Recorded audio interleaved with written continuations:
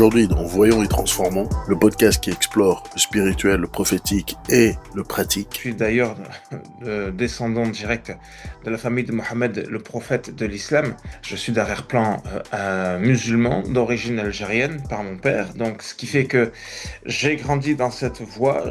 On a vécu des choses quand on était enfant, mes frères et moi, qui Mhm. étaient pas normales, tu vois. Donc, régulièrement, on voyait des manifestations d'esprit chez nous et on avait toujours peur. On avait toujours peur. Et puis, à l'âge de 6 ans, mon petit frère Hichem, eh ben, une présence différente s'est manifestée.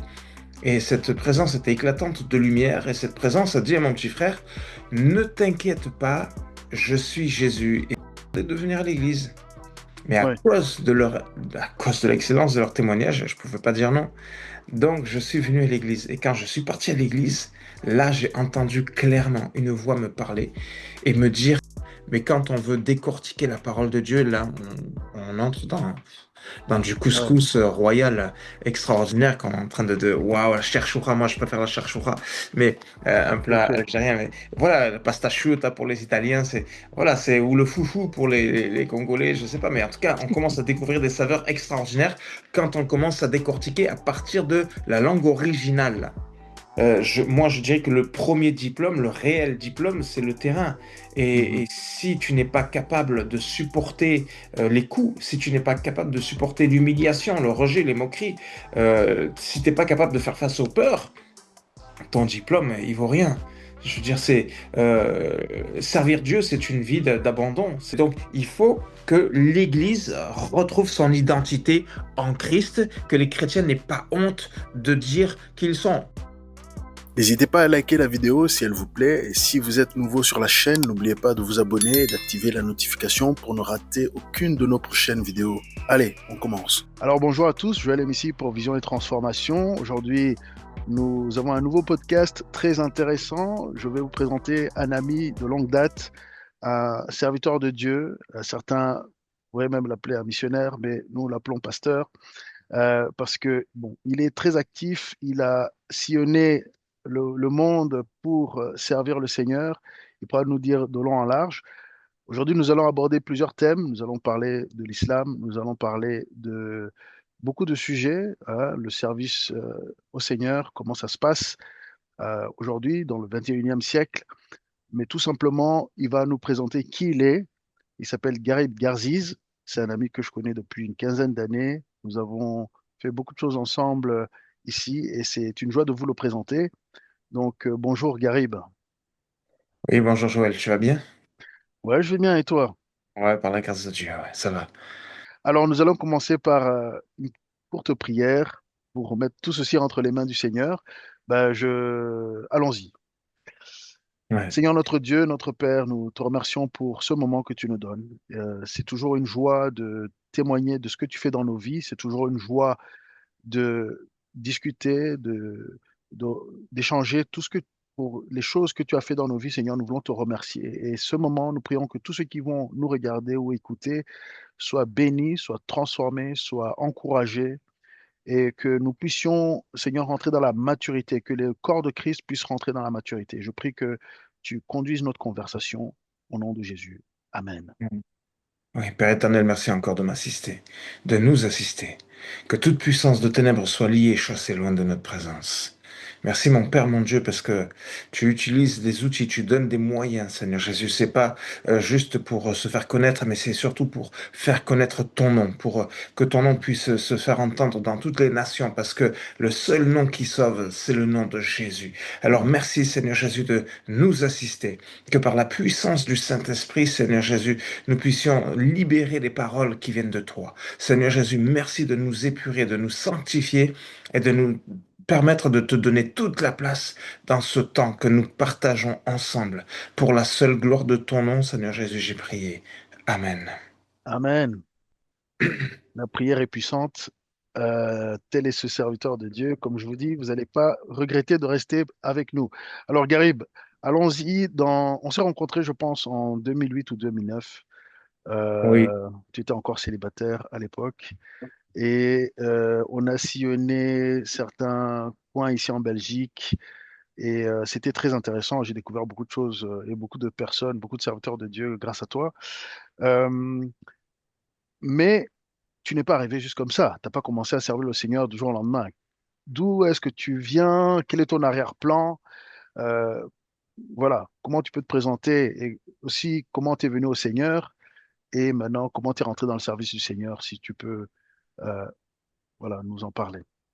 Ben, en fait, moi, je suis né dans une famille musulmane, donc j'ai grandi dans l'islam et depuis mon enfance, enfin, voilà, je suis d'arrière-plan musulman d'origine algérienne par mon père, donc ce qui fait Mhm, que j'ai grandi dans cette voie. Je suis d'ailleurs descendant direct de la famille de Mohammed, le prophète de l'islam, ce qui fait que voilà, ben, on a vécu des choses quand on était enfant, mes frères et moi, qui mhm, étaient pas normales, tu vois, donc régulièrement.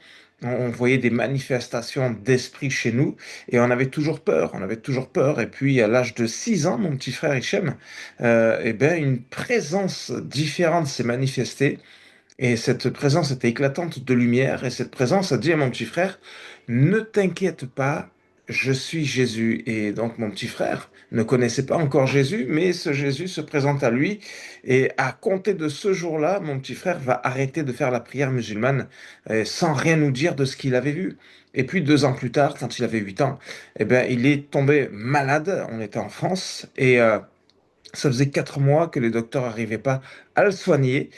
Et puis, au bout de 4 mois, cette même présence de Jésus va se manifester à mon petit frère et va le guérir instantanément. Il nous a rien partagé de ce qu'il a vu, mais quelque chose de, on va dire, de puissant commençait à entrer au sein de notre famille. Et c'était un temps où, justement, ma mère n'allait pas bien, donc mhm. parce que, voilà, pour des raisons particulière. Et puis ma mère allait très très mal et elle a décidé de mettre un terme à sa vie. Et en marchant au bord de la route, elle décide de se jeter sur le bord de la route. Wow, Et gloire à Dieu parce que le conducteur a pu piler et finalement n'a pas renversé ma mère. Et il wow, s'avère que ce conducteur était le pasteur de l'église dans la ville où nous vivions. Donc il y avait vraiment une connexion particulière. wow, Dieu était en train de chercher notre famille. Et puis donc ma mère donne sa vie à Jésus. À ce moment-là, mes parents divorcent. Quand mes parents divorcent, je deviens très très violent contre ma mère parce que je wow. ne voulais pas et je ne pouvais pas accepter le divorce. Vous savez, le divorce, c'est un traumatisme aussi sur la vie des enfants. Ouais, D'où le fait que dans le couple, il faut bien choisir son partenaire, sa partenaire, tout à et il fait. faut vraiment comprendre les bases de la fidélité dans le couple parce que derrière, il y a des conséquences qui peuvent se porter sur les enfants. Dans le mariage, c'est pas une histoire simplement d'un homme et d'une femme, c'est derrière tout ce qui va venir derrière les enfants. Il faut vraiment être solide, hein, être solide. Aujourd'hui, voilà, donc bon, ma mère, c'était pour des raisons d'adultère, c'est compréhensif. Et Ouais. voilà, donc après, bon, je vais aller très très vite, mais plusieurs années plus tard, enfin, on Mais va dire, avant d'aller trop vite, donc dans la famille, que ce soit ton frère, que ce soit toi ou ta mère, personne n'avait mhm. entendu parler de Jésus tel que la Bible le présente auparavant. C'est-à-dire, le point, la nouveauté, c'était ce rêve ou bien cette expérience que ton frère a eue dans la famille. Ouais, ouais. En tout cas, nous enfants, non. Ma mère, certainement, mais parce que bon, ma mère, elle est française d'origine italienne. D'accord. Donc, mais en tout cas, voilà, quand elle s'était mise avec mon père, ma mère était devenue musulmane. Mhm. Donc, D'accord. et ça, c'est ce qui se passe beaucoup dans cette génération, hein. Beaucoup de Mhm. femmes deviennent amoureuses d'un musulman et donc, du coup, deviennent musulmanes. Elles deviennent musulmanes et puis derrière, après, c'est une vie. Oui, particulière. Ouais, ouais, ouais, ouais, ouais. D'accord. Et donc, de ton côté, tu es devenu violent et puis qu'est-ce qui s'est passé? Donc, tu vivais du côté de ton père, je suppose, ou... Voilà, à l'âge de 15 ans, je suis parti vivre chez mon père. Quand je suis parti vivre chez mon père à l'âge de 15 ans, là, je suis devenu beaucoup plus musulman. Je suis aussi devenu, mon père est prof d'arts martiaux, donc je suis devenu, enfin, je, euh, je veux dire, la, la discipline avec mon père, voilà, ça a permis que je sois devenu champion de France dans un art martial vietnamien. Et donc, j'étais vraiment très, très violent et il fallait Ah pas me ouais. regarder dans les yeux. En tout cas, je parle pas de mes potes, je parle des gens dans la rue que je pouvais croiser, quoi que ce soit. Mais, et voilà que quand mon petit frère avait 15 ans, il est entré pour la première fois dans l'église à Montélimar.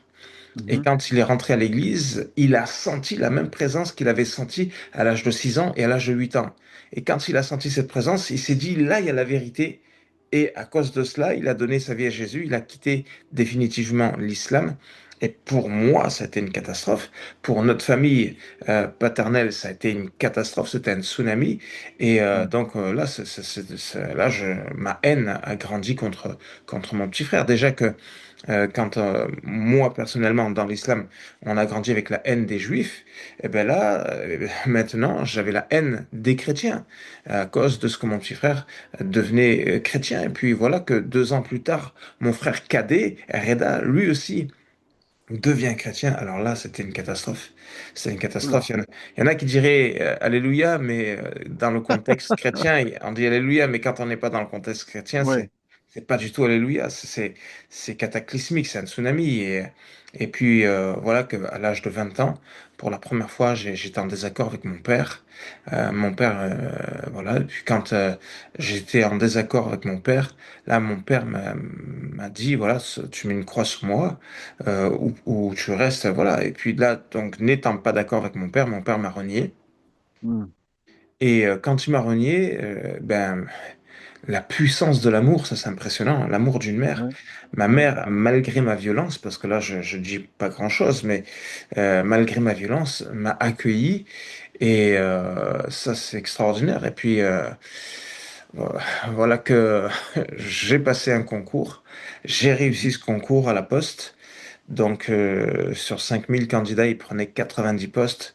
C'était Ah ouais. ouais, ouais, en 1998. Ouais. Donc, je me suis retrouvé fonctionnaire à la Poste en 98. J'ai été muté à Paris. Et donc là, je vivais en foyer de la Poste, spécifique pour les fonctionnaires. Et D'accord. puis, ouais. Et puis, je suis tombé malade. Quand je suis tombé Mhm. malade, j'ai eu une semaine d'arrêt. Donc, du coup, je suis parti chez ma mère. Et quand j'ai passé la semaine chez ma mère, mes frères m'ont demandé de venir à l'église. Mais Ouais. à cause de l'excellence de leur témoignage, je pouvais pas dire non. Donc, je suis venu à l'église. Et quand je suis parti à l'église, là, j'ai entendu clairement une voix me parler et me dire, Garib, Garib, il faut que tu fasses un choix. Soit tu me suis, soit tu continues ton chemin.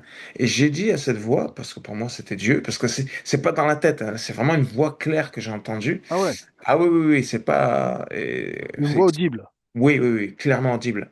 Et là, j'ai dit, je vais te suivre. Mais quand j'ai dit, je vais te suivre, moi, j'avais la pensée de prendre mon temps. Ce qui fait que progressivement, j'ai commencé à tout perdre. Et quand Mhm. je dis tout perdre, c'est vraiment tout perdre, hein. C'est impressionnant. Je me suis fait escroquer par des potes d'enfance, à tout l'argent que j'avais.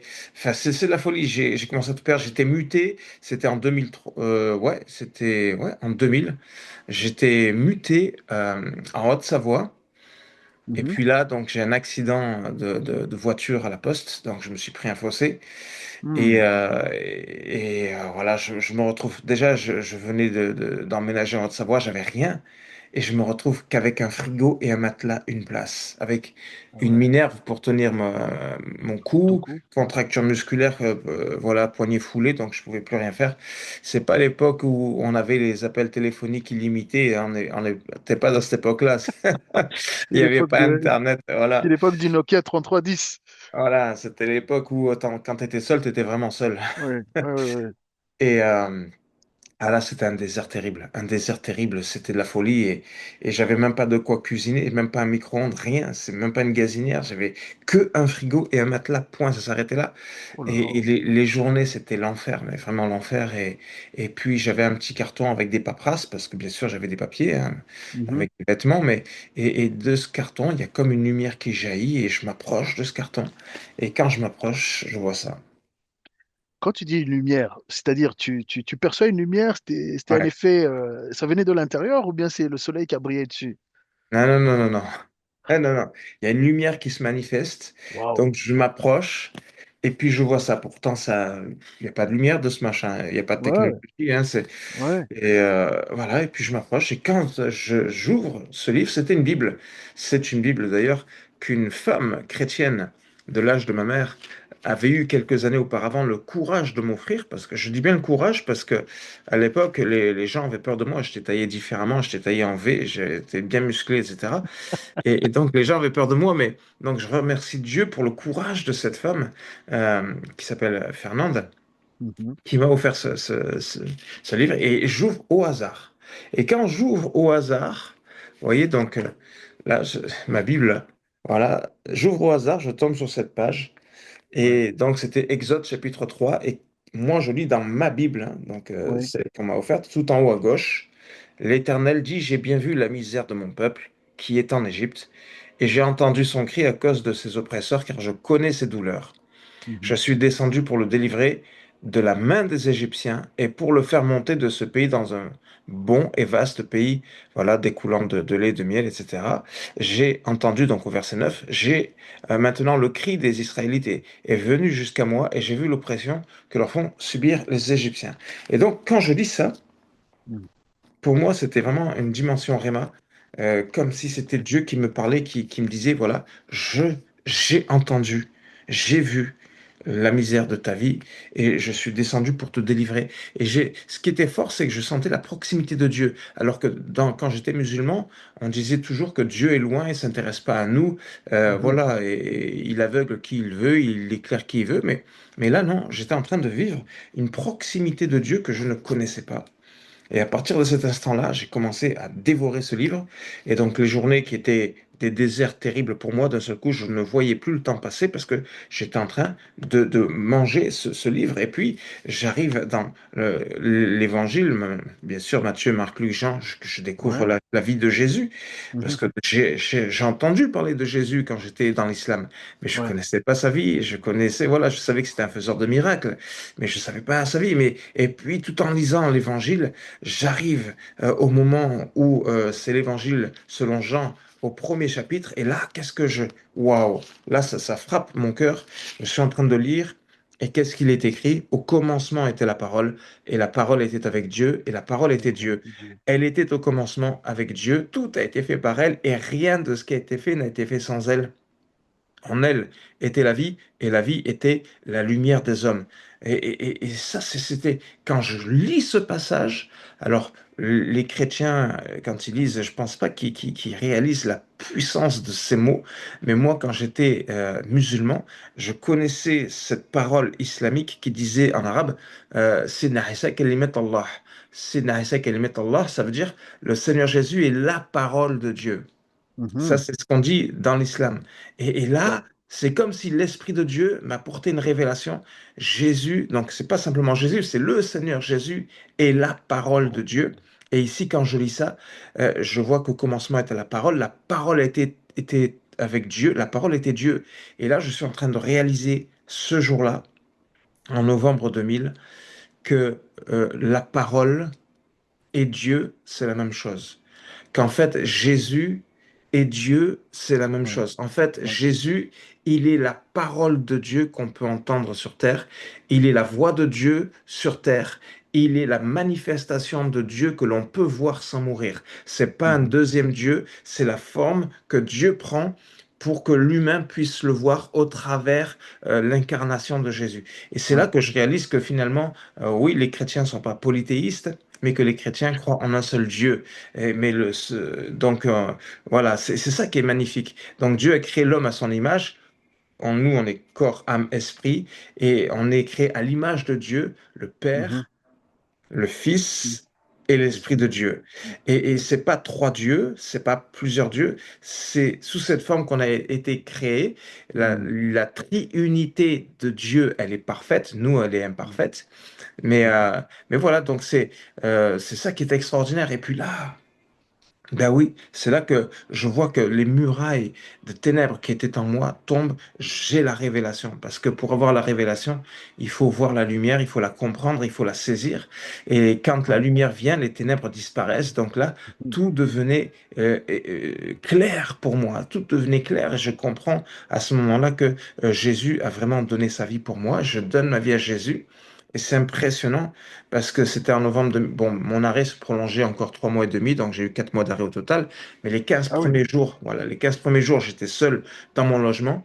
Donc là, je repars chez ma mère parce que mon arrêt, voilà, j'allais pas passer 3 mois et demi tout seul avec juste un frigo et un matelas. Ah oui. Sans Et cuisinière, c'est difficile. voilà. Mais ce qui est extraordinaire, c'est que la première chose que j'ai faite quand j'ai donné ma vie à Jésus, c'était de voir ma mère, voir mes deux frères et de leur demander pardon pour tout le mal que je leur avais fait parce que j'étais très très violent contre eux pendant Ouais. des années et des années. Et de la même manière que l'Éternel m'a réconcilié avec ma mère et mes frères, de la même manière, il m'a réconcilié avec le peuple juif. Et ça, pour moi, c'est Wow. très important. Jésus, il est celui qui apporte la réconciliation. L'Éternel est l'auteur de la famille. Le diable est l'auteur de la destruction de la famille, mais Absolument. Jésus est l'auteur de la réconciliation de la famille. Mhm. Et c'est ça qui était fantastique. Mais au fait, justement, par rapport au peuple juif, c'est-à-dire quand tu étais musulman ou quand tu pratiquais, tu allais souvent à la mosquée, comment tu pratiquais? C'était simplement un héritage spirituel, on va dire, ou de ton père?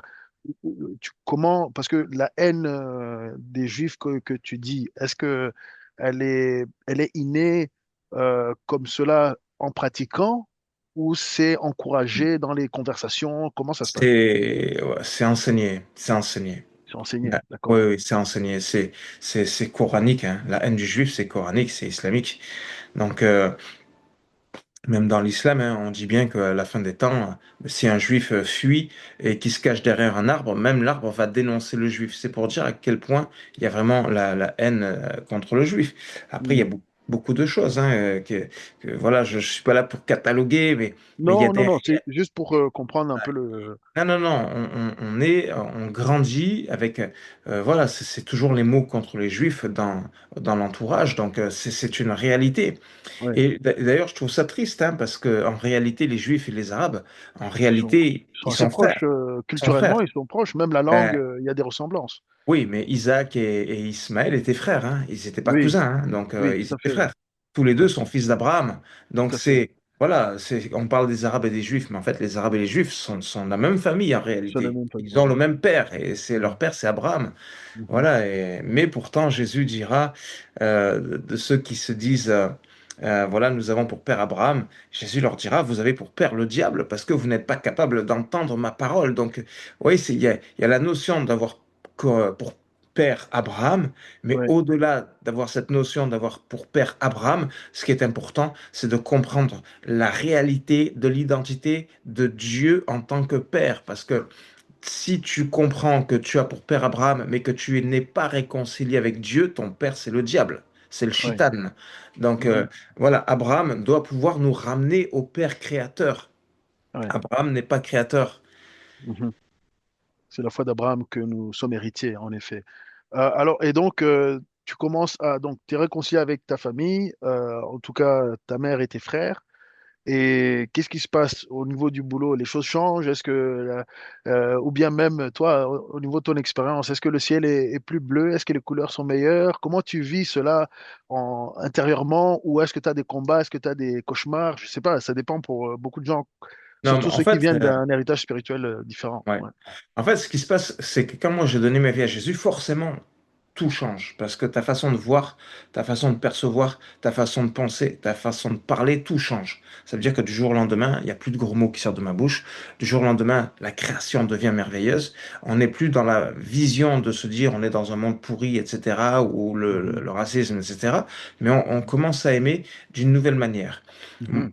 Moi, je veux dire, les 3 mois et demi que j'ai passé chez ma mère, en arrêt maladie, en arrêt de travail, donc c'est parce que j'étais Ouais, en travail, je demandais au pasteur de l'église de me conduire à l'église. Donc il venait me chercher Et il m'amenait à l'église. Mais il faut savoir que mon pasteur, qui est à la retraite, mais qui reste toujours dans mon cœur, mon pasteur, Mhm. euh, il avait plusieurs églises. Donc, il y a D'accord. l'église mère et des églises autres qu'il avait Ok. implantées. Ouais. Et donc, au total, il faisait 10 réunions par semaine. Ah ouais, quand même. Voilà, donc je lui demandais de venir me chercher pour aller à chacune des réunions. Ce qui fait que 10 réunions par semaine, hein. Vous allez me dire, mais il n'y a que 7 jours dans une semaine. Mais il y a des jours où il faisait 2 ou 3 réunions en fonction des villes ou des villages où il Ah partait. ouais. Donc, il venait me chercher, on partait dans une ville ou un village, il allait apporter la parole, on partait dans une autre ville, etc., le même jour. Et en fin Oh. de compte, moi, tout le long des trajets où j'étais avec lui, je l'ai, pendant 3 mois et demi, harcelé de questions.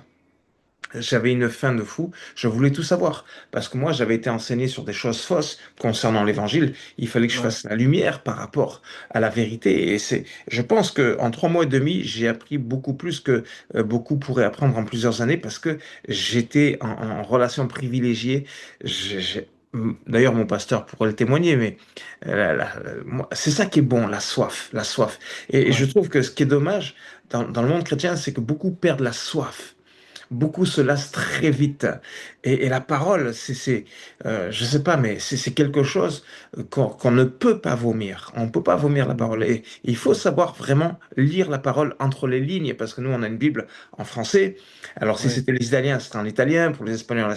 Mais la Bible en version originale, c'est en hébreu pour l'Ancien Ouais. Testament avec un peu d'araméen. Et le Nouveau Ouais. Testament, c'est du grec. Donc, ce sont des langues super riches. Et la Ouais. particularité, c'est que la langue arabe est une langue très riche. Alors, j'espère que vous êtes en train d'apprécier cet entretien, ce podcast. Si vous appréciez, mettez le petit pouce, mais aussi abonnez-vous pour soutenir la chaîne afin que beaucoup plus de personnes puissent aussi le visionner et être édifiées comme vous. Allez, que Dieu vous bénisse. Continuons. La langue arabe et la langue hébraïque sont des langues très très proches. Ce qui Ouais. fait que quand on connaît les notions de la langue arabe, on sait que la langue arabe est très pointue, la langue hébraïque est très pointue, la langue grecque est très pointue. En fin de Mhm. compte, les langues latines, les langues anglaises, tout ça sont en fait très très pauvres. Ce qui fait que quand on prend la Bible en français, on peut avoir beaucoup de confusion. Et puis Mhm. le fait qu'il faut, je le dis bien parce qu'il y a beaucoup qui attaquent la Bible en disant que la Bible, elle est falsifiée, que la Bible, pourquoi les chrétiens, ils ont tous des Bibles différentes. Ce sont des traductions qu'on a. Une Oui. traduction, elle est traduite à partir de textes originaux, mais on ne peut pas traduire chaque parole en hébreu avec un simple mot en français, parce que quand je prends ne serait-ce que le mot au commencement dans la Mhm. Genèse chapitre 1er, au commencement Dieu créa le ciel et la terre, Ouais. en hébreu, le tout premier mot de la Bible, c'est Bereshit. Bereshit, ouais. Ça, Ouais. c'est la langue originale. Et en hébreu, je veux dire en grec, il n'y a pas une virgule qui est changée. Et ça, malheureusement, les chrétiens ne savent pas expliquer la puissance de l'authenticité de la parole de Dieu. Nous, on a des Mhm. traductions. Une Ouais. traduction, forcément, elle perd beaucoup de sens, mais on est quand même dans la lignée, on est quand même dans la vision.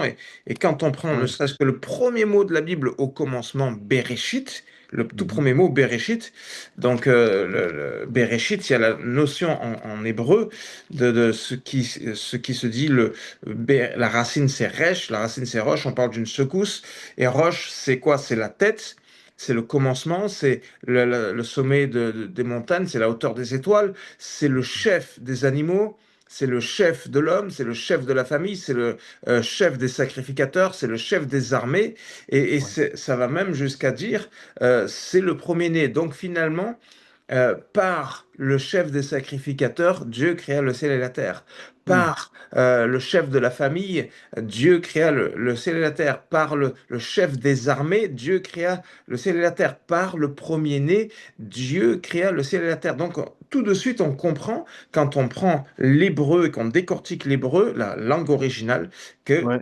tout de suite, le premier mot déjà parle de Jésus. Voilà Mhm. comment, Jean chapitre 1er, au commencement était la parole était avec Dieu, la parole était Dieu, et tout a été fait par elle, rien n'a été fait sans elle. Et c'est là qu'on comprend que oui, dès la Genèse, à partir de l'hébreu, on comprend qu'on parle tout de suite de Jésus. Donc l'hébreu est une langue extrêmement riche, qui fait que tous les mots qu'on a traduits en français, c'est une traduction. c'est pas une contradiction.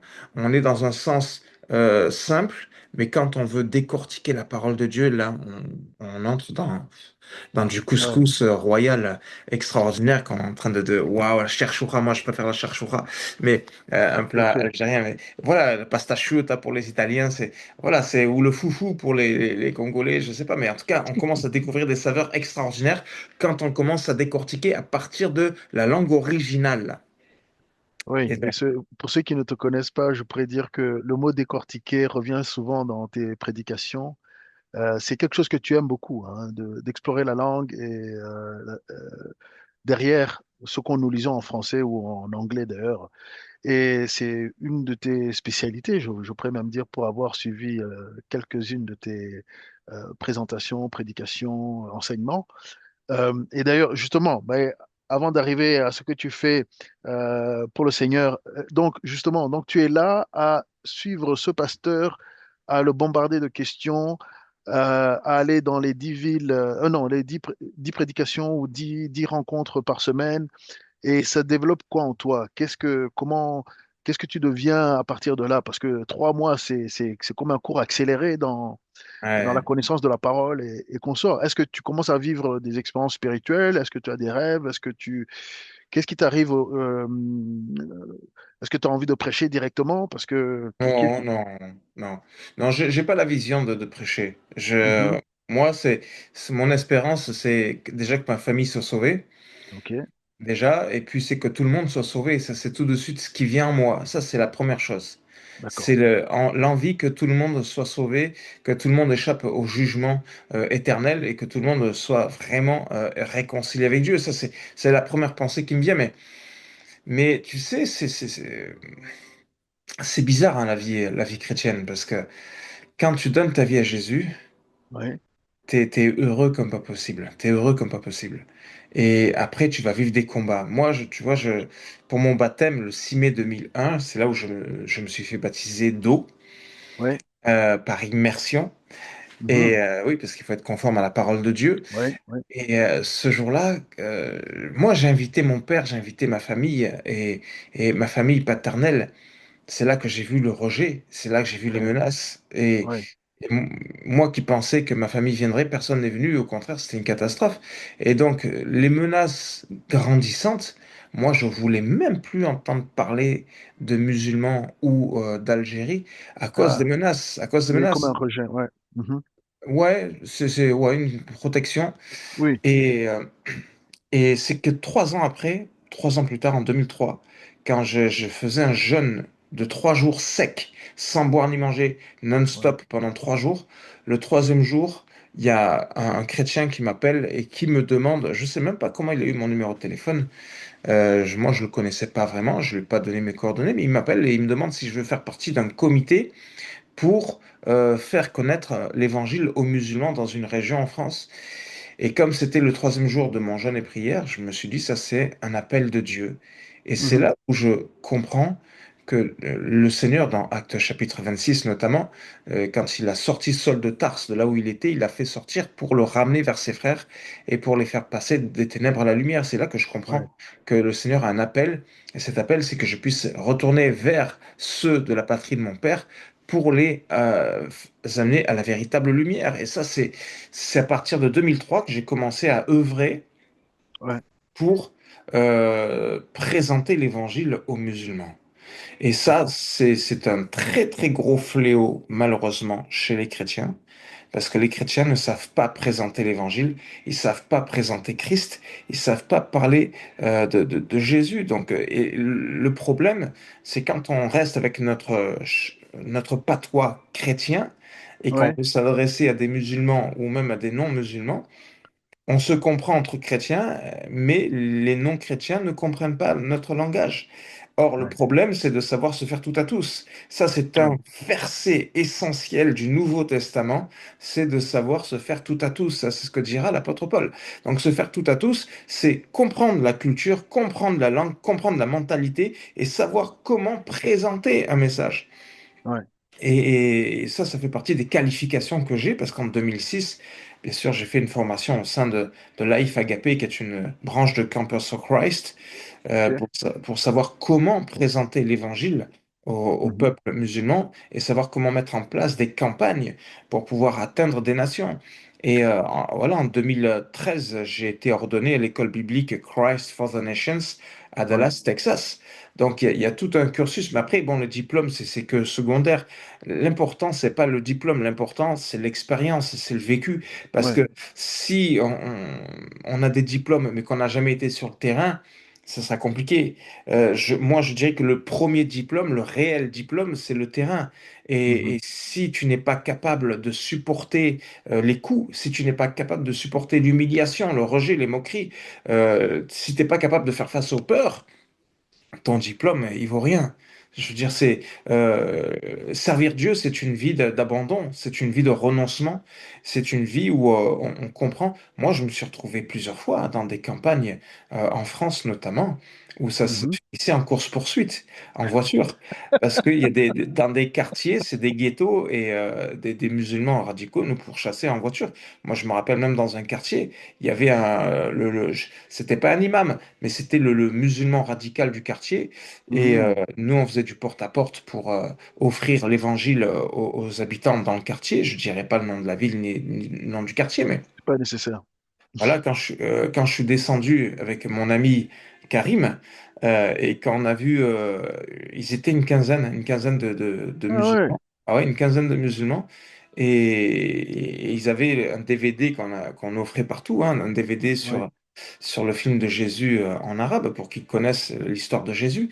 Et Ouais. puis, il nous appelait, puis moi, j'allais y aller, mais Karim me dit, non, on y va. Et puis là, ils nous ont balancé le machin, ça s'est fini en course-poursuite. Mais voilà, Ah ouais. je me rappelle un jour, on faisait un concert dans un quartier, et pendant qu'on faisait ce concert, en plein milieu du quartier, on se faisait caillasser. Ah, mais c'est de Mais, l'évangélisation sportive, là. mais écoute, Daniel, il était dans la fosse aux lions, Tout à et fait. finalement, les lions n'ont pas pu le dévorer. Oui. Donc, je sais pas, je pense que euh, quand on est chrétien, le mot chrétien qui veut rien dire aujourd'hui, hein, Ah ouais. parce que bon, le mot Malheureusement. chrétien, voilà, le mot chrétien du temps de Jésus n'existait pas. C'est Hmm. à Antioche, hein, dans les Actes des Apôtres, que pour la première fois, on a appelé les disciples de Jésus chrétiens. Ouais. Tout à Et fait. Ouais. si on les a appelés chrétiens, c'est parce qu'on se moquait d'eux, parce qu'on reconnaissait au travers leur langue, leur langage, leur façon de se tenir, de se comporter, on reconnaissait Jésus. C'est pour ça qu'ils Ouais. se moquaient en les appelant chrétiens. C'est de là qu'est sorti ce mot. Mais Tout à fait. Ouais. en arabe, le mot chrétien n'existe pas. En arabe, Hmm. on dit messihi, les messihi en arabe. Et donc, quand on parle des messianiques en français, Oui. il y a beaucoup de chrétiens, hein, qui vont parler, ouais, il y a des chrétiens qui judaïsent, qui reviennent à la loi, parce que Hmm. on les appelle des messianiques. En réalité, quand on prend la langue arabe, ceux qui suivent Jésus, on les appelle messihi, c'est-à-dire ceux qui suivent le Messie. Ça, c'est D'accord. vraiment la langue arabe. Après, Mhm. on les appelle les gens du livre, Ahl al-Kitab, donc les Oui. gens du livre. Ok. Mais le premier mot pour parler des chrétiens, c'est Messihi en arabe, donc les messianiques, D'accord. ceux qui suivent le Messie. Et, D'accord. et donc, je pense que le langage des chrétiens doit être formaté, il faut réapprendre à parler, il faut qu'on arrête de parler entre nous, notre patois chrétien, etc. Et voilà, donc quand on parle de chrétiens, eh bien, en réalité, on devrait être des témoins. Un témoin, c'est un martyr. Un Hmm. martyr, c'est quelqu'un qui est prêt à souffrir et Ouais. qui n'a pas peur, parce que donner sa vie à Jésus, c'est pas la reprendre. Alors, le mot martyr, là, ça évoque beaucoup de choses parce que pour certains, le martyr, ça veut dire aller, disons, rendre sa vie, surtout dans le côté radical de certaines religions dont on est en train de parler. Mais au niveau chrétien, c'est tout à fait autre chose.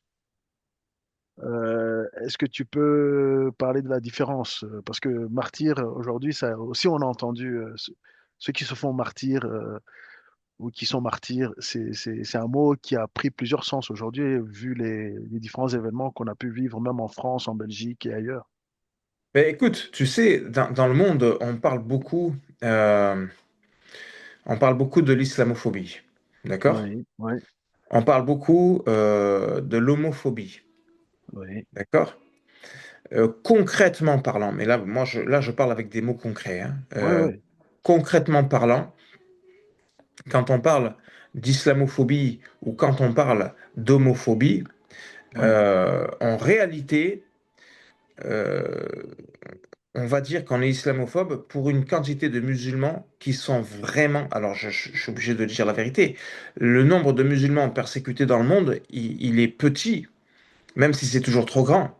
Le nombre Oui. d'homosexuels qui sont persécutés, il est petit, même si Mhm. chacun ne devrait pas être persécuté, quand Oui. on compare dans le monde le nombre de chrétiens persécutés. Oui. Parce que dans le monde, le nombre de chrétiens persécutés s'élève à près de 400 millions. Je Donc pense que 300, le voilà. record, c'était l'année dernière, je pense d'ailleurs, hein. 2025, 388 millions de chrétiens persécutés dans le monde. Et on Ouais. parle même pas de l'Occident, on parle que des pays de la fenêtre 10-40 en gros, 10-40. on Ouais. parle de l'Afrique, mais on parle même pas de l'Occident, parce que même en Occident, Ouais. il y a des pressions que des chrétiens vivent, hein. C'est une réalité. Oui. Toi, chrétien, si tu portes un symbole de croix à ton cou, on va te réprimer. Mais un musulman qui porte le voile, enfin une musulmane qui porte le voile, on va pas la réprimer parce qu'elle porte le voile. Donc on veut supprimer même le nom de Noël, on veut supprimer le nom des fêtes chrétiennes, alors qu'on Hmm. met en lumière des fêtes pour les LGBT ou des fêtes pour le Halloween. Halloween, oui, ou les fêtes de l'Aïd, etc. Ouais. Mais les chrétiens, on essaye de plus en plus de les effacer. Donc, les 388 millions de chrétiens persécutés dans le monde, ça, c'est Hmm. sans compter ceux que l'on menace dans L'Occ- le monde occidental. Et Ouais. moi-même, c'est en France que j'ai vécu beaucoup de persécutions, hein. À Euh, cause de ta foi chrétienne. bien sûr, bien sûr, bien sûr, c'est une réalité. Et bon, pourquoi j'ai vécu des persécutions? Parce que quand on n'a pas honte de l'évangile, Ah ça ah. dérange, ça Oui. dérange. Oui. Quand Oui. on parle de Jésus, ça dérange. Et Moi, c'était principalement pendant l'évangélisation publique ou même dans la sphère privée, au moi, je, travail. alors, moi, le mot évangélisation, je le retire. Ok. D'accord? C'est quand je témoigne. Témoigner de D'accord. Jésus. Voilà. Il faut Mhm. parler avec des mots clairs, avec des mots simples, Oui. parce qu'il y a des mots qui dérangent. Et donc, témoigner de Jésus, ça dérange. D'accord. Témoigner de Jésus, parler de Jésus, ça dérange. Tu Quelle peux que parler soit la de, forme. Ouais. tu peux parler de Dieu, ça ira. Mais parler de Jésus, là, ça commence à faire un hic. Mhm. Donc, c'est pas le nom de Dieu qui dérange, c'est le nom de Jésus qui dérange. Mhm. Et c'est la manière dont on parle de Jésus qui dérange. Maintenant, c'est pour ça que je dis, euh, c'est très très important de savoir comment parler de Jésus, comment l'introduire. Ça fait partie d'une formation, même si on ne peut pas parler de méthodologie, parce qu'il y a toujours une Non. méthodologie quoi qu'il en soit, mais la première chose qui doit animer le témoignage, c'est l'amour pour son prochain. Mhm. Très bien. Ouais. S'il n'y a pas l'amour pour son prochain, tout ce que tu fais, c'est une vanité absolue. Moi, je ne fais pas de la colonisation. Je fais pas de la colonisation. J'insiste, hein, parce que Ouais. je sais pourquoi je dis ça. Je peux pas en parler, mais je sais pourquoi je dis ça. Ouais. Parce qu'il y a eu beaucoup, beaucoup de colonisations qui se sont faites à l'époque Oui. du Moyen Âge sous le nom de la Oui. religion. Donc, Oui. Je et comprends. ça a été de très, très, très grosses erreurs Oui. d'avoir, sous le nom de Dieu, forcé les gens à faire la guerre, forcé les Ouais. gens à massacrer, etc. Donc, Ouais. Ouais. aujourd'hui, on sait lire. Aujourd'hui, on a les outils pour comprendre. À Ouais. l'époque, les gens ne savaient pas lire et Tout à ils fait. dépendaient totalement de celui qui prêchait et qui prêchait ce qu'il voulait, en fait, pour Tout à pousser fait. les gens à faire la guerre contre ceux qui n'étaient Ouais. pas dits chrétiens. Donc, Ouais. voilà. Et moi, je me dissocie, pardon de le dire, mais je me Non, je comprends. dissocie totalement Mm. du catholicisme. Je ne suis pas catholique, je suis chrétien né de nouveau, je suis enfant de Dieu. Mhm. D'ailleurs, il y a des pays arabes comme l'Algérie où si on pose la question à un Algérien chrétien, tu es de quelle dénomination? Il va très très mal le prendre. Il va dire, moi, je n'ai pas de dénomination, je suis enfant de Dieu. Ah Enfant oui, de oui, Dieu. oui. Et Mhm. ça, c'est la doctrine, c'est la priorité. La doctrine, c'est la priorité. Donc, moi, je conseille toujours à tout le monde hein, de lire la Bible, de la Ouais. lire. Et si vous voyez qu'il y a des dogmes qui sont partagés, qui ne sont pas conformes à la Bible, on est maintenant dans des dérives. Et voilà Ouais, pourquoi un seul est le médiateur entre les hommes et Dieu, c'est Jésus. c'est Jésus, Il c'est y en ça. a pas d'autre. On ne peut pas Ouais. prier les morts, on ne peut pas prier les saints. Mm, Et Jésus a eu cette mère euh, provisoire. ouais. Marie, elle a été mère de Jésus provisoirement. Elle n'est pas la mère de Dieu. C'est pour ça qu'il Mm, faut vraiment bien lire la parole de Dieu. C'est pas Marie pleine de grâce. Dans la Bible, dans l'Évangile selon Luc, c'est bien écrit, l'ange qui parle à Marie, il lui dit, toi à qui une grâce a été faite. C'est pas Marie pleine de grâce, elle n'est pas mm, immaculée mm, conception, elle n'est pas remontée au ciel, ça n'existe pas, ça, ce sont des choses qui ont été rajoutées plusieurs centaines d'années après c'est vécu. Donc Jésus seul est sans péché, il n'y en a pas un autre. mm.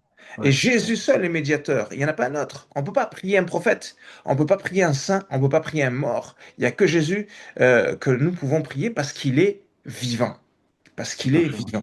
Et ça, Ouais, c'est crucial de le comprendre. C'est vraiment. ouais. Et dans le monde chrétien, pardon de le dire, mais il y a beaucoup de divisions. Et je pense qu'on Malheureusement, est, ouais. ouais, on est dans un. Vous savez, la persécution dans les pays de la fenêtre 10-40 Ouais, fait que les chrétiens persécutés sont vraiment unis. Et je me ouais. dis, la persécution, elle arrive sur l'Occident. Elle arrive sur l'Occident. Elle a déjà commencé de différentes manières, ouais. Oui, oui, mais elle arrive à grands pas et à grande force. Et je Ouais, pense que c'est au prix de la persécution que les chrétiens vont réellement entrer dans l'unité. Parce qu'aujourd'hui, il y en a marre, même dans la Bible, hein, c'est écrit, hein, moi je suis de Paul, moi je suis de Céphas, etc. ouais. Et Jésus lui-même n'a baptisé personne. Il n'a baptisé personne. Comme Mm, ça, personne ne peut dire mon baptême est meilleur que l'autre ou je ouais, suis de... Donc, c'est ça qui est important. Les dénominations, il faut les comprendre comme des points du corps. Et ouais. l'épaule, c'est pas le doigt, c'est pas le coude, c'est pas le Mm, genou. Et donc, ouais, chaque point du corps doit être aligné à la tête. Or, personne n'est la tête, si ce n'est Jésus. Et c'est lui qui tout doit à nous fait. conduire et nous diriger. Et d'ailleurs, ça évoque aussi, quand tu parles de dénomination, il y a aussi maintenant, dans le monde chrétien, les pasteurs qui se font rois et les serviteurs de Dieu qui se font leur petit royaume et les gens, les brebis, on va dire, égarés, qui se laissent emmener par on va dire, des pasteurs rois au lieu de pasteurs serviteurs. Donc, mais bon, on ferme cette parenthèse. Revenons à toi. Euh, et donc, tu fais cette évangélisation. D'ailleurs, je pense que c'est dans ces époques-là qu'on s'est rencontrés. Un mot à bannir, évangélisation. Ah, excuse-moi. Tu fais ce témoignage. Tu vis une vie de témoignage, hein, on va dire comme ça. Mais en même temps, tu es à la poste. Donc, comment tu agences les choses? Qu'est-ce qui se passe? Et je suppose que tu arrives à un moment de transition parce que là, tu n'es plus à la poste de ce que je me rappelle et de ce que je sais. Alors, comment ça se passe euh, concrètement? Ben écoute, quand moi j'ai repris le travail après mon accident de travail, Ouais, moi tu sais, parce que j'étais facteur, hein, donc dans la ouais, voiture c'était la louange à fond, c'était ouais, constamment la louange. Mes clients sur la tournée, enfin, à l'époque on appelait ça des usagers, je ouais. leur parlais de Jésus, mes collègues je Mhm, leur parlais de Jésus. C'est pour ça que je te dis j'ai mhm. vécu des persécutions très fortes, Ah mais oui, oui, oui. je pouvais pas ne pas parler de lui parce que il était ma raison d'être. Ouais, Et je ne vivais que pour lui. Et ça, c'était fantastique, tu vois. Et au fur et à mesure du temps, eh ben, je m'ennuyais, quoi. ouais, Je m'ennuyais parce que j'avais qu'une seule envie, c'était parler de Jésus. C'était de faire des actions pour faire connaître Jésus, tu vois. Et ça, c'était... Ah! Et puis, donc, progressivement, avec le temps, j'ai pu poser un temps partiel. d'accord. Donc, j'ai eu un 80%, donc, et j'avais 20% de libre. Donc, ce qui Ouais, fait que toutes les 4 semaines, j'avais une semaine de repos, de congé, ouais, et je pouvais donc m'investir davantage dans des campagnes pour ouais, témoigner de Jésus, pour faire connaître Jésus. Et c'est extraordinaire parce que je, bon, moi, à la base, je suis pas musicien, mais Dieu a permis que j'apprenne la musique dans des facilités hallucinantes. Peut-être qu'on pourra revenir là-dessus une autre fois, Mais donc, le Seigneur m'a donné ce don de pouvoir apprendre à jouer du piano en 2 semaines. Et puis, par la grâce de Dieu, j'ai pu avoir un groupe avec lequel on faisait des concerts pour faire connaître l'Évangile. Et tu sais, ça aussi, c'est un malaise parce que les chrétiens, voilà, il faut qu'ils apprennent qu'il y a une différence entre la louange, l'adoration, l'intercession, l'évangélisation. Donc les Ouais. chants ont des catégories. Il faut Oui, savoir adapter les paroles des chants en fonction oui, de l'auditoire. Donc ça oui, fait partie aussi des formations qui sont essentielles pour savoir comment atteindre des populations. Parce qu'il faut savoir parler un langage qui va parler aux gens. Il oui, faut qu'on sorte de notre patois entre nous. Et donc, je faisais des concerts, je faisais des concerts en arabe, en kabyle aussi. Bon, bien sûr, des concerts dans la rue, dans les quartiers, enfin ouais, différents. Voilà. ouais, Et puis, progressivement, voilà, le Seigneur m'a donné de pouvoir témoigner aussi, pas que de ouais, faire des concerts. Je suis devenu ouais. formateur. Et puis, à partir de 2005, j'ai commencé à prêcher. J'ai commencé à D'accord. prêcher. Et puis, à partir de là, mon pasteur m'a laissé partir annoncer l'évangile en mission. Ah ouais, Et ça a pris de l'ampleur, ça a pris de l'ampleur jusqu'en 2009, où on devait faire trois grosses campagnes. Donc, une sur un projet franco-suisse, et chaque campagne, c'était des campagnes de 15 jours. ouais, Une autre, wow, c'était sur Bordeaux, et une autre, c'était au nord du Maroc. Et donc, ces trois grosses campagnes m'imposaient d'avoir 6 semaines de congé en été. Et 6 semaines de congé, ah c'est ouais, impossible. ouais, Et donc là, je me suis dit, ben, je vais faire un gros sacrifice. Je vais demander à mon chef 1 mois de congé sans solde et puis je vais demander 2 semaines de congé. Comme ça, j'aurai 6 semaines d'affilée. ouais. Donc, je vois mon chef, je lui parle et je lui dis, voilà, j'aimerais poser 1 mois de congé sans solde. Et là, mon chef me dit, non, toi, tu peux Ah, pas. Ouais, toi, tu peux pas. Et je dis, pourquoi? Je dis, parce que toi, tu es fonctionnaire. En tant que fonctionnaire, tu dois demander une disponibilité pour convenance personnelle et le minimum requis, c'est 3 mois. ah oui.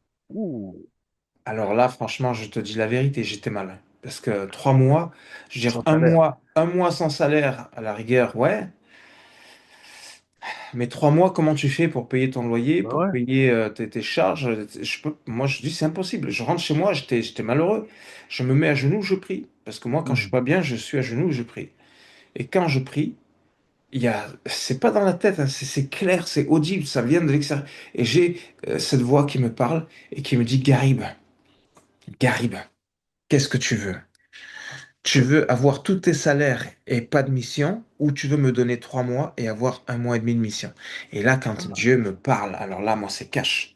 Là, d'un seul coup, la joie envahit mon cœur.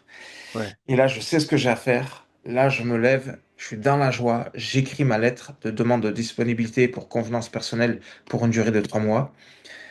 Je la donne à mon chef le lendemain. Ouais, Il fallait encore que ce soit validé par la ouais, direction, parce que c'est pas ouais, lui qui valide, hein. ouais. Et puis, quelques semaines après, c'est validé.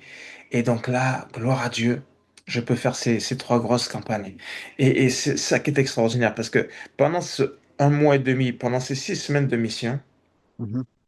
d'un seul coup, des églises ont commencé à m'inviter pour venir prêcher dans les églises. Et ça s'est fait surtout en Belgique, la Belgique de là Ouais, où on s'est rencontrés. ouais. Et là, ça a pris de l'ampleur. C'est un truc de fou. C'est un truc de fou. Là, j'étais constamment invité. Donc, comme j'avais beaucoup d'invitations, quand mes 3 mois se sont achevés, eh ben, j'ai repoussé de 3 mois. Et les missions se multipliaient, donc j'ai repoussé de 3 mois. Les missions Ouais. se multipliaient, j'ai repoussé de 3 mois. Et comme ça faisait un an, là maintenant, je devais prolonger d'un an. Et Ah c'est oui, comme ça que depuis 2009, année après année, je prolonge ma disponibilité. Je suis toujours en disponibilité au jour d'aujourd'hui ouais, parce que les missions ne se sont jamais arrêtées. Et j'ai réalisé que plus on investit en Christ, plus Christ investit en nous. Et ça, c'est un truc de foi. C'est d'ailleurs quand on calcule, bon ça c'est des choses que beaucoup ne savent pas, mais ouais.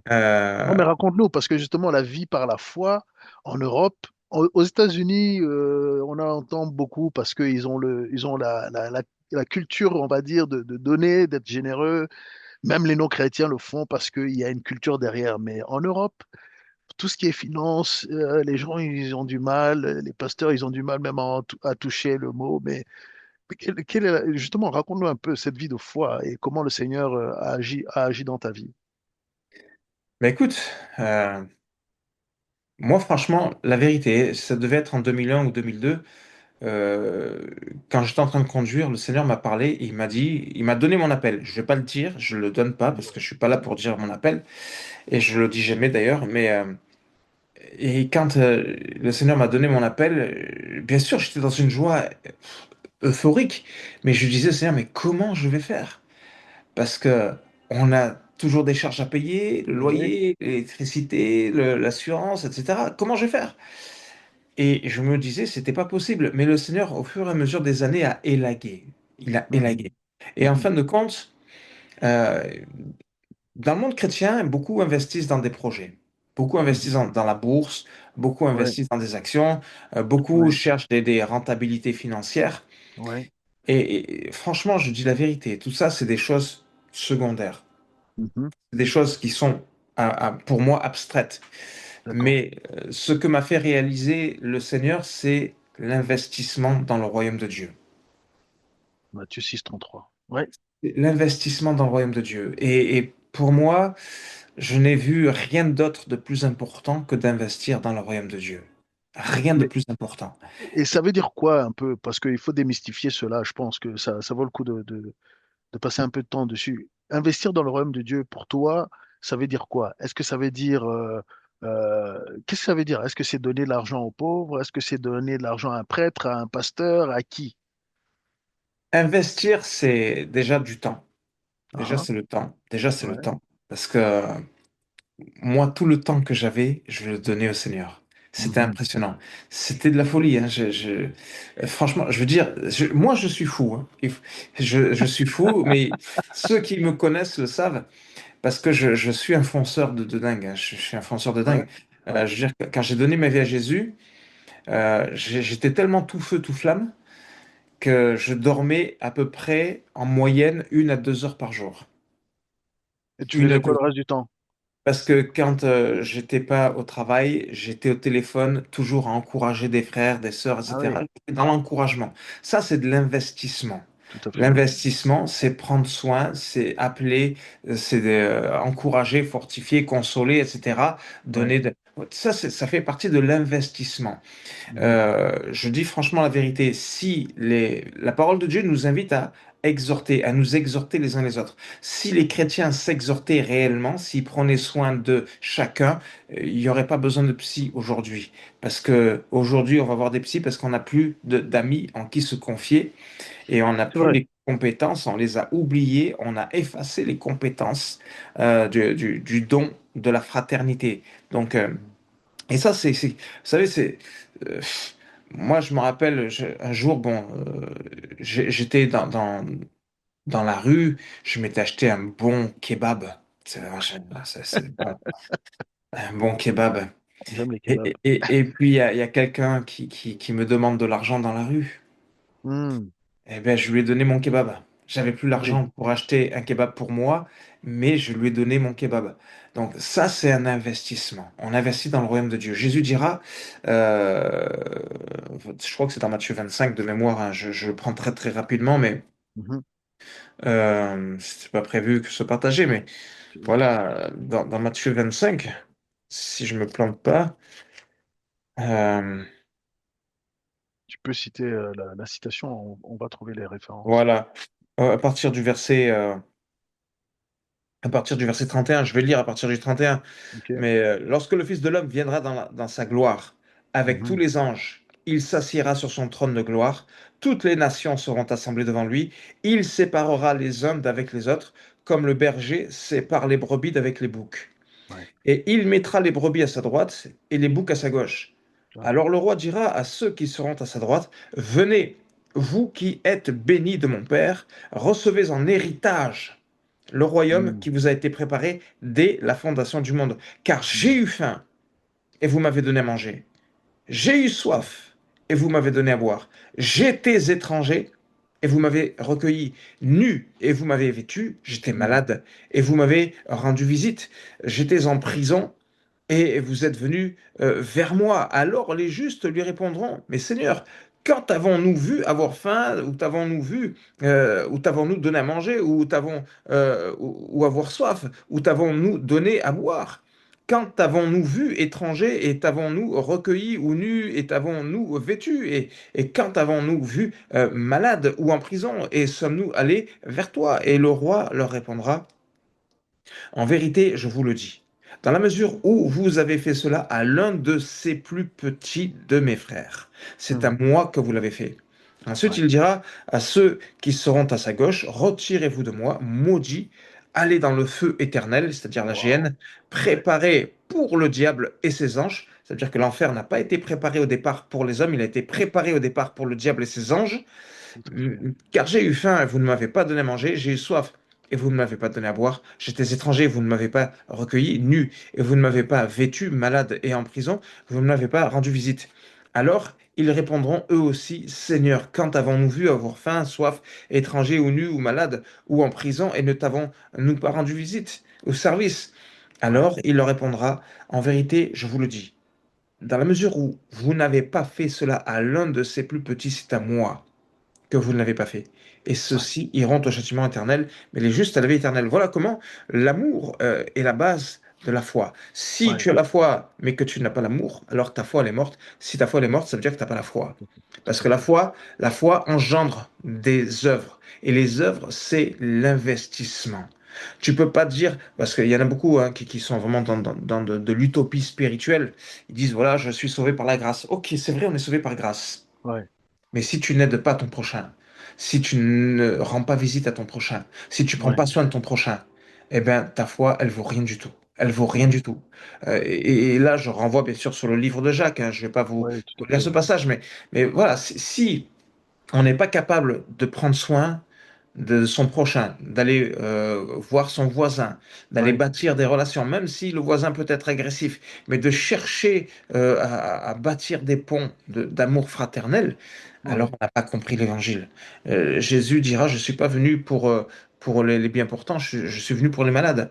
Ouais. Donc, c'est une réalité. Et je crois qu'il faut vraiment comprendre l'investissement. Bien sûr, il y a de l'argent dans l'investissement, Mhm. mais ça ne doit pas être le moteur de l'investissement. Moi, Ouais. il y en a qui m'ont traité d'insensé parce que j'ai démarré une œuvre dans un pays musulman et j'ai démarré cette œuvre sans avoir d'argent derrière.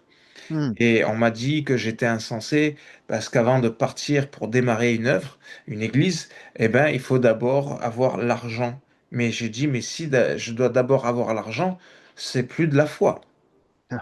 La foi, c'est tu pars sans rien. Et alors, Mhm. avec 3 fois rien, le Seigneur va faire des grandes choses.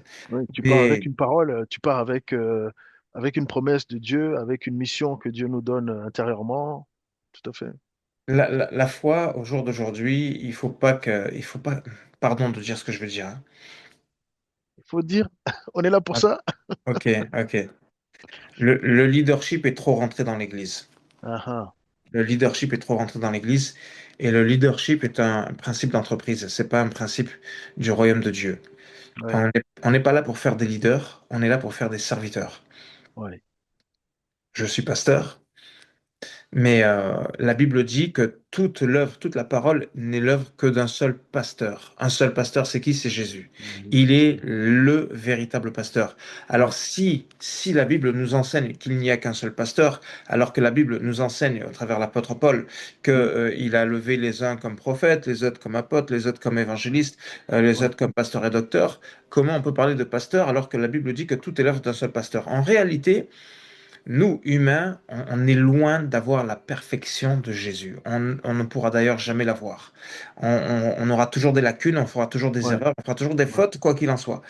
Mais euh, on a l'appel pastoral. L'appel ouais, pastoral, ça veut dire qu'on a le cœur du pasteur en nous. Ça veut dire le Ouais. désir de prendre soin de l'un et de l'autre, Ouais. le désir de l'aider. Voir quelqu'un avoir faim, c'est pas normal. On peut pas rester Mhm. comme ça à manger si on sait que notre voisin il a faim, si on sait que quelqu'un Ouais. dans notre famille a faim. C'est pas Ouais. normal de Ouais. se faire plaisir alors qu'à côté, il y en a qui meurent de faim ou qui n'ont pas de quoi être habillés. Donc, tu vois, Ouais. c'est une réalité. Et en fin de compte, moi, c'est ce que j'ai réalisé, Ouais. c'est que nous, les serviteurs de Dieu, en Mhm. réalité, on n'est pas des rois, Mhm. on est des chiens de berger. Surprise, surprise. Oh là. Voilà, on est des chiens de berger. Et quand on comprend la notion du chien du berger, le Mhm. berger, qu'est-ce qu'il dit?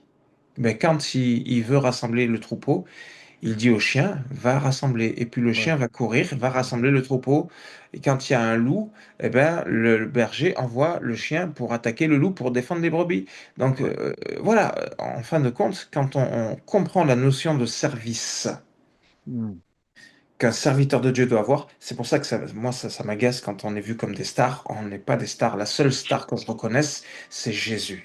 Déjà dans la Bible, le prophète Samuel était en colère quand le peuple hébreu a demandé un roi sur eux. Et l'Éternel a dit au prophète Samuel, n'aie pas de déplaisir, parce que c'est pas toi qui le rejette, c'est moi qui C'est le moi. rejette. Ouais. Parce que déjà dans la Bible, le peuple hébreu voulait imiter les nations. Il voulait avoir un roi comme les nations avaient un roi. Et dans l'Église, malheureusement, c'est pareil aujourd'hui. Il y a des stars dans le showbiz, dans le monde. Donc l'Église aujourd'hui veut des stars aussi dans l'Église. Alors Ouais. on fait de certains chanteurs des stars. Moi, je te dis franchement la vérité. Je ne suis pas appelé à chanter l'Évangile. Je suis Mhm. appelé à louer. Il y a une Mhm. différence entre chanter et louer. Ouais. Et Mhm. aujourd'hui, beaucoup trop veulent mettre en avant leurs dons, leurs capacités, leur belle voix. La belle voix, j'en m'en fiche, mais totalement. Si tu chantes avec une belle voix et qu'il n'y a pas l'onction, tu Ouais. n'apporteras rien du tout. Moi, j'ai Ouais. entendu bon, Maria Carey ou Whitney Houston quand elles chantent, ça te fait hérisser le poil, mais ça change pas ton cœur. Mhm. J'ai entendu Mhm. des chants, j'ai entendu des gens chanter faux, mais avec l'onction, franchement, ça te percute. Ouais. Et c'est pour ça que je dis, il faut revenir à l'humilité. À Ouais. l'humilité, on est dans une notion de service. Ça, c'est donner de son temps, premièrement. Donner de son Ouais. temps. On peut pas donner de son temps si on n'a pas l'amour. On peut Mhm. pas donner de ses finances si on n'a pas l'amour. Si tu le Ouais. donnes par obligation, tu t'as rien donné. T'as donné. Si tu Ouais. donnes parce que tu te devais, t'as rien donné. Ouais. Tout se fait avec l'amour. 1 Corinthiens 13, c'est une réalité. Et Ouais. donc, on doit vraiment aujourd'hui investir dans le royaume de Dieu parce que on voit l'Europe. Oui. Justement. Je voulais en venir. L'Europe commence à devenir de plus en plus comme, comme une femme qui porte le voile. Mhm. Mhm. Le visage de l'Europe commence totalement à changer. Pourquoi? Parce que les valeurs chrétiennes ont été et sont de plus en plus effacées. Oui, oui, oui, tout à fait, ouais. Et ça, c'est un véritable malaise. Donc, c'est là aussi, il faut comprendre qu'investir, ça veut dire aussi prendre ma place, Mhm. prendre position. Ouais. Et les chrétiens ne doivent pas avoir honte d'être chrétiens.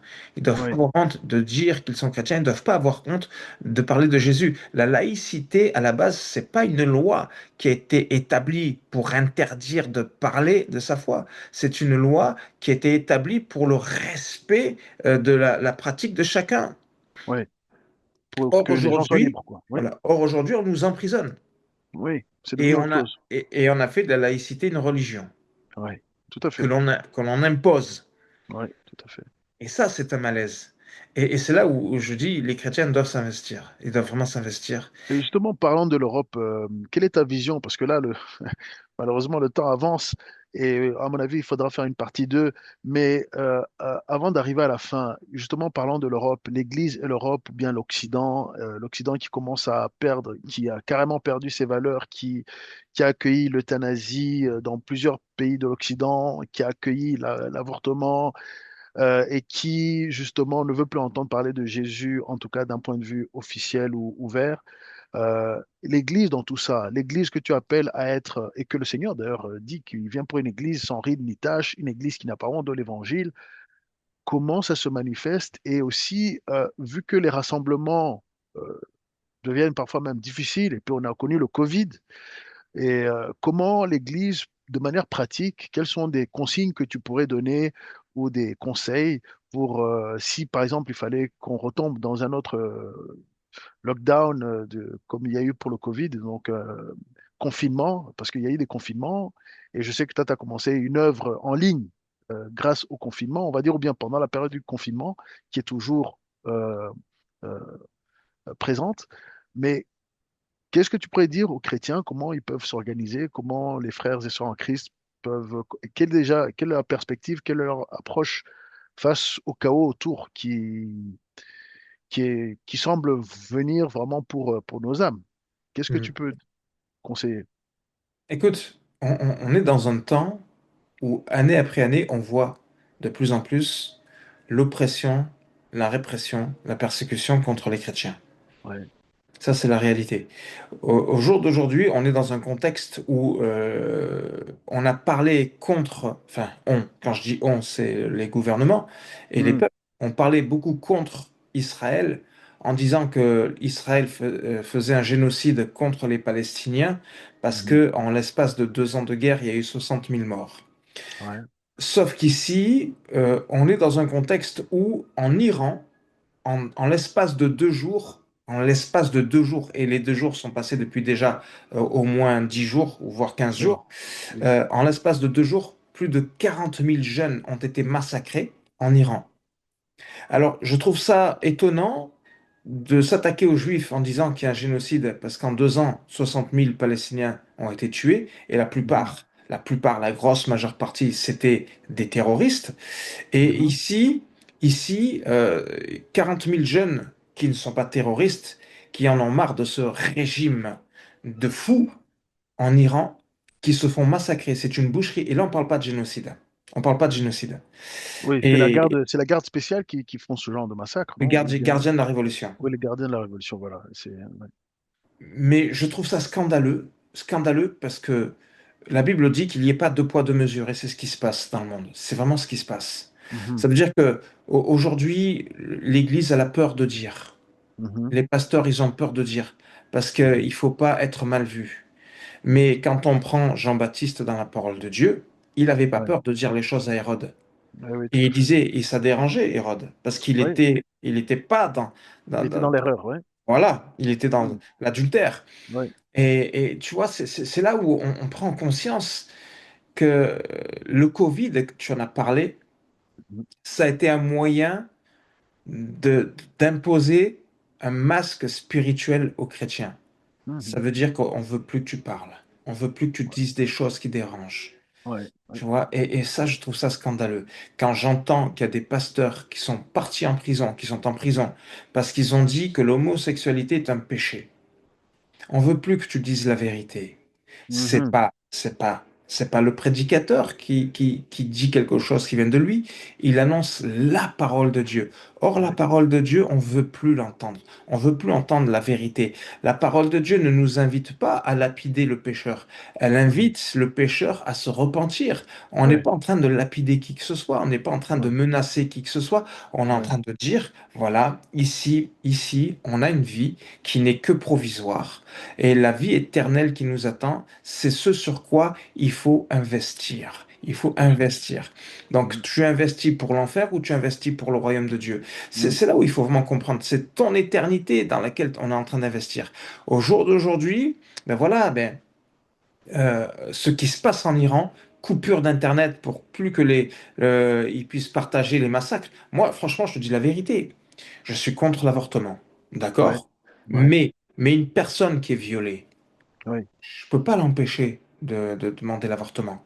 Tu sais, au jour d'aujourd'hui, il y a un Mhm. massacre épouvantable qui est en train Mhm. de- de se vivre en Iran, mais des centaines et des centaines et des centaines de filles sont mises en prison, Oh là. même des adolescentes, des adotes qui sont mises en prison, elles sont violées, des viols, mais des viols, je ne sais pas si t'imagines, des viols collectifs. Oh Et là là. les filles, les adotes, les jeunes filles, elles crient à l'aide, elles demandent d'avoir des pilules du lendemain pour pouvoir avorter. Elles se sont faites violer, elles se sont faites dépuceler par des... Tu sais pourquoi? Parce que Khamenei, le fou là, de l'Iran, là, et parce que Mhm. là, ça, c'est des choses qu'on ne médiatise pas, mais Mhm. c'est lui qui... Enfin bref, une des paroles qu'il a pu donner il y a quelques dizaines d'années en arrière, hein, Ouais, c'est quand on a une esclave, parce que voilà, il y a ouais. des Quand les filles sont religions, il y a perçues comme...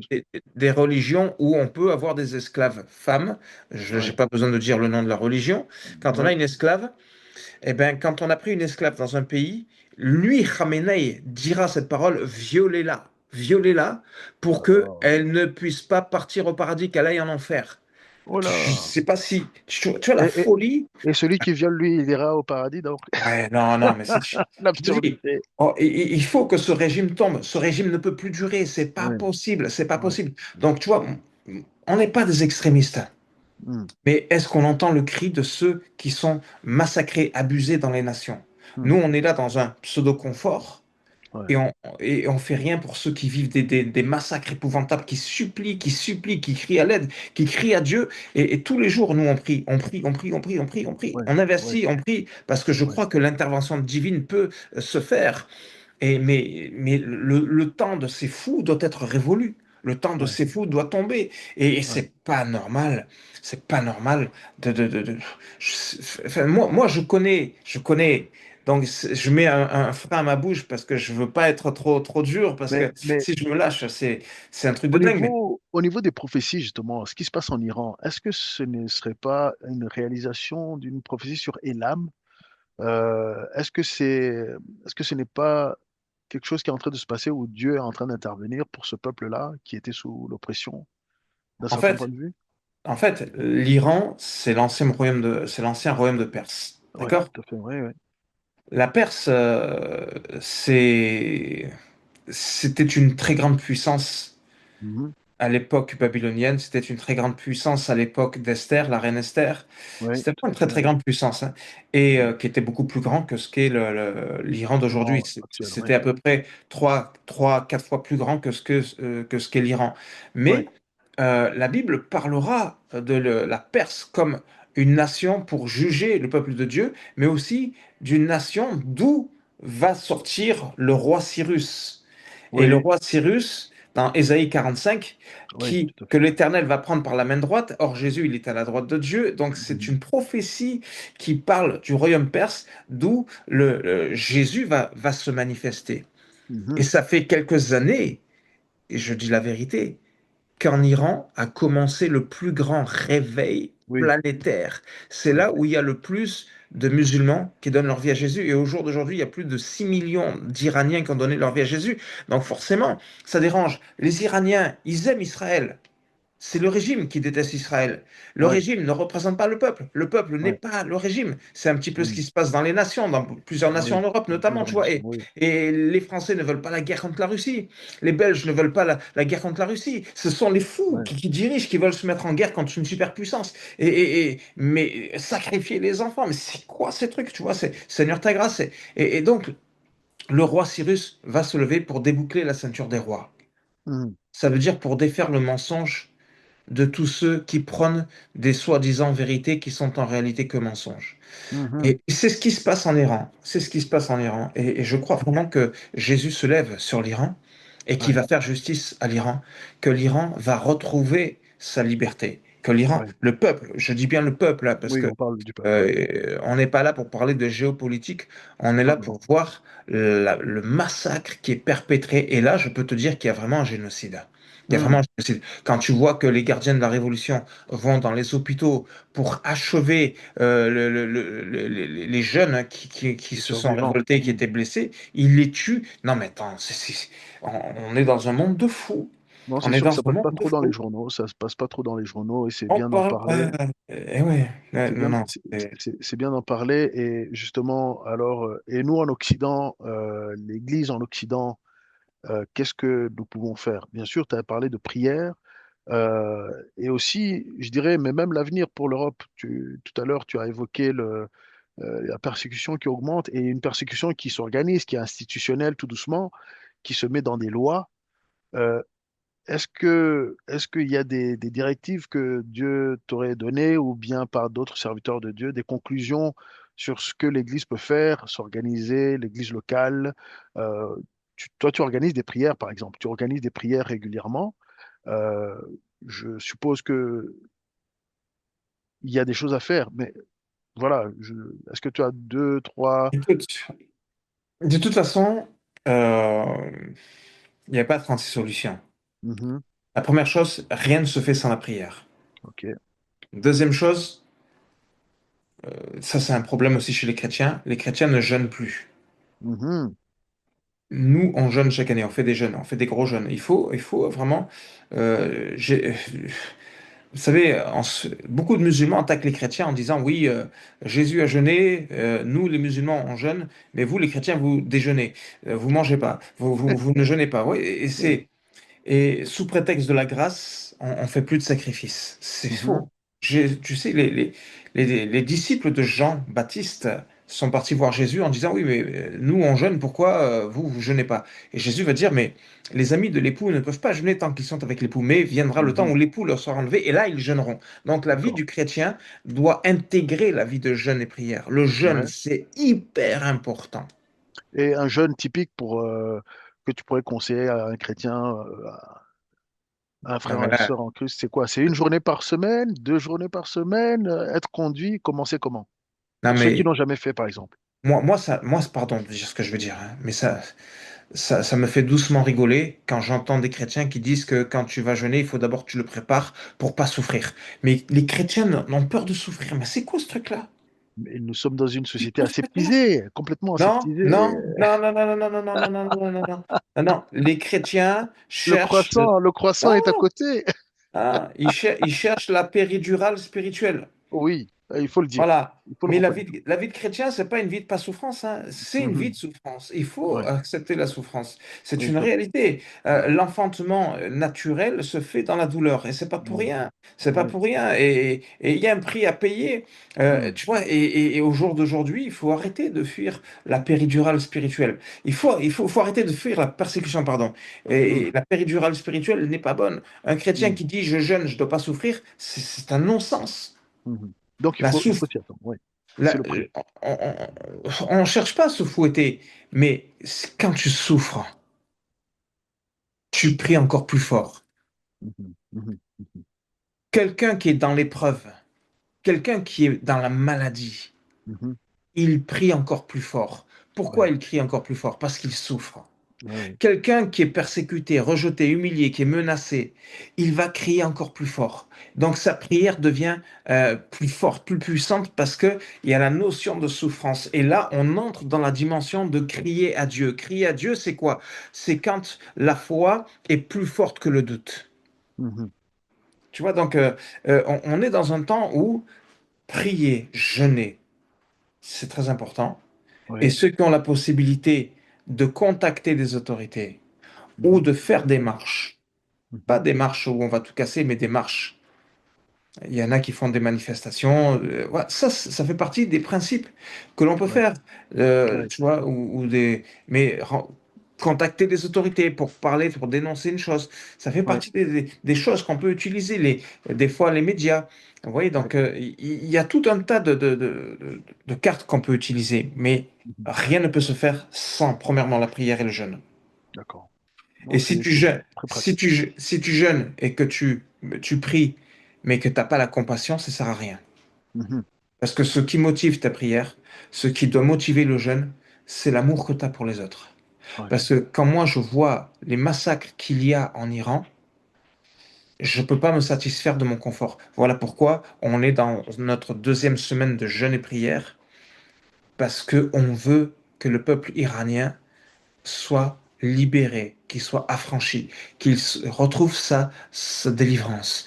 Et c'est pour eux qu'en jeûne, on prie pour tous ceux qui souffrent, les chrétiens persécutés, on prie Ouais, pour tous ceux qui n'ont pas de quoi manger ou de quoi s'habiller. Il y a une ouais, réalité et on le ouais, fait parce qu'on sait que la main de Dieu peut faire quelque chose de surnaturel. Là où nous sommes limités, qui va partir en Iran aujourd'hui? Personne. ouais, c'est, Mais Dieu, il est là-bas. oui, tout à Et fait. donc, il peut se manifester. Et c'est plus il y aura de chrétiens qui vont prier, plus la manifestation de Dieu va être claire et nette.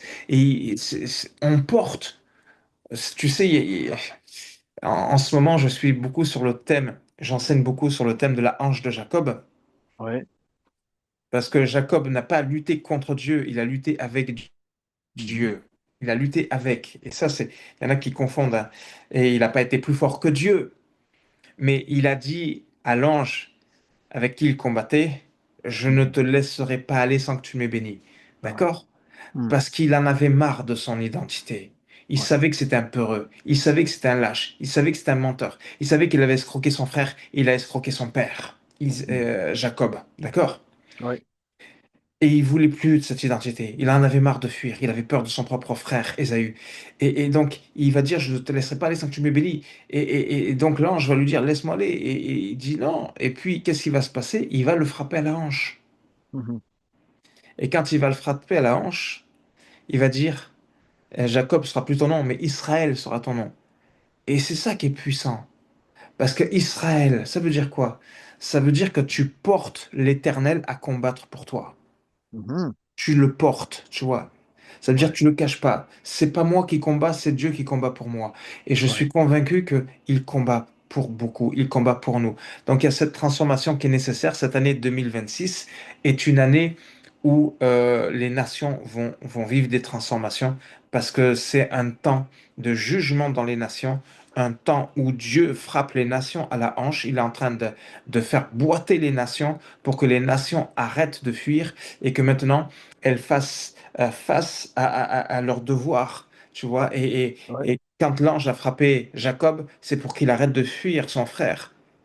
Et Ouais. donc de là, l'Éternel a préparé la réconciliation entre Ouais. Ésaü et Jacob. Ouais. Et c'est Ouais. un temps où on doit vraiment comprendre que Dieu ne cherche pas la division, mais il cherche la réconciliation entre les peuples, entre les nations. Tu vois, moi, je suis fatigué du racisme, je suis fatigué du rejet.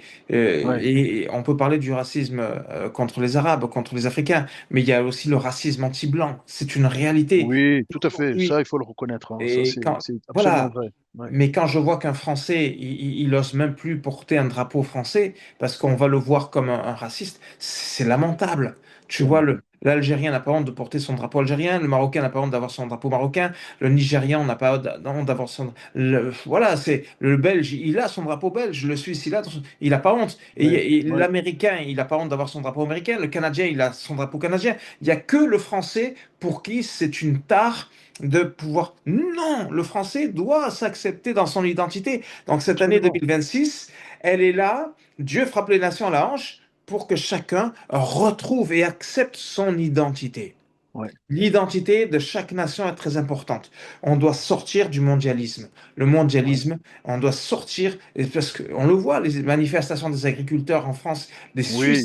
des suicides chaque semaine chez les Oui. agriculteurs. C'est Il n'y a terrible. jamais eu autant de suicides que ces dernières années.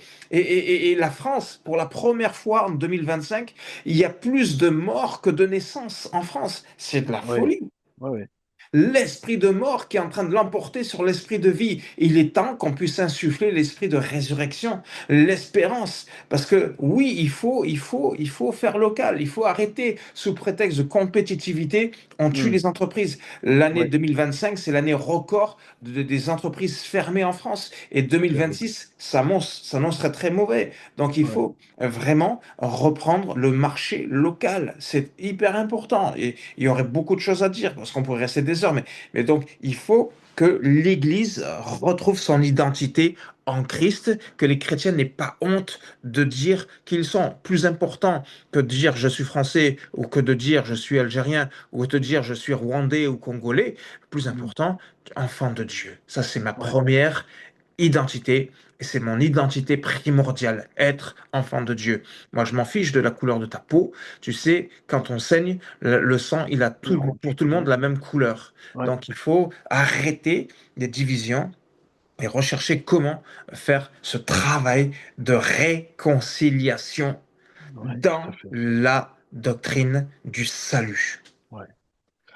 C'est une très belle conclusion. On va s'arrêter là. On fera une partie 2 parce que tu as évoqué beaucoup de points, notamment ce que tu es en train de dire sur l'Europe, ce que tu es en train de dire sur l'Iran.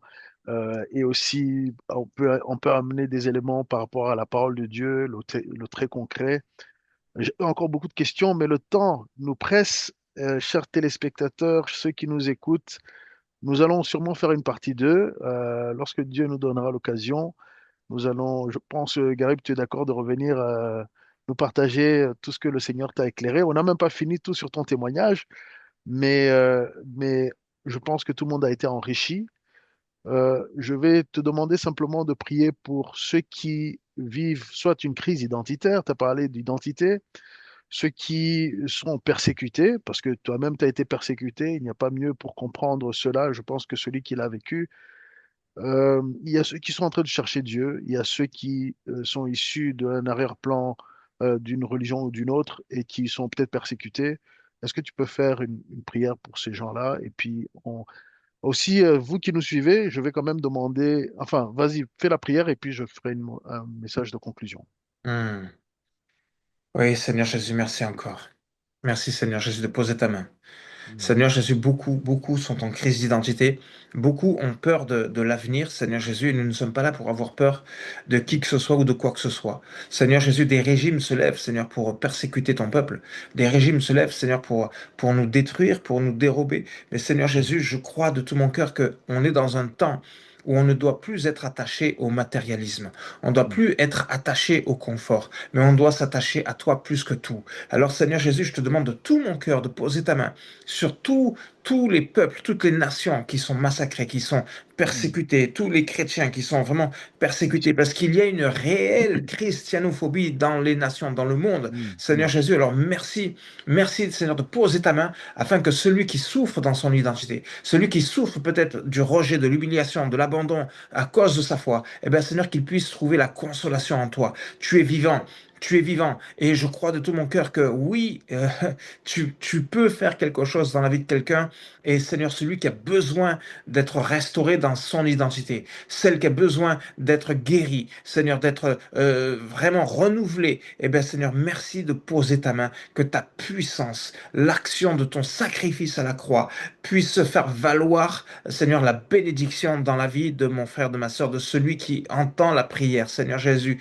On ne mm, peut pas rester on ne peut pas rester dans la peur. On ne peut pas rester dans le doute. On ne peut pas rester dans le flou. Seigneur Jésus, la foi, c'est une conviction, c'est une mm, certitude. C'est des choses qu'on ne voit pas, mais on a l'assurance qu'elles sont déjà scellées dans le ciel. Et ce mm, que l'Éternel t'a donné, ben, je déclare au nom de Jésus que cette année, le Seigneur te donnera de le voir s'accomplir. Merci Seigneur Jésus encore de nous entourer, de nous accorder ta protection. Que le nom du Seigneur soit béni d'éternité en éternité. Amen. Amen. Amen. C'est une prière puissante. Vous sentez vraiment la ferveur dans notre frère. Et je pense que vous avez été bénis, vous tous qui nous suivez. Et je voudrais vous donner l'occasion d'investir dans le royaume de Dieu. Ce frère vient de nous donner de son temps. Il n'est pas payé pour cela. Et c'est simplement l'amour pour vous, pour nous, et aussi notre amitié, bien sûr, qui a fait que le Seigneur a fait qu'on se rencontre.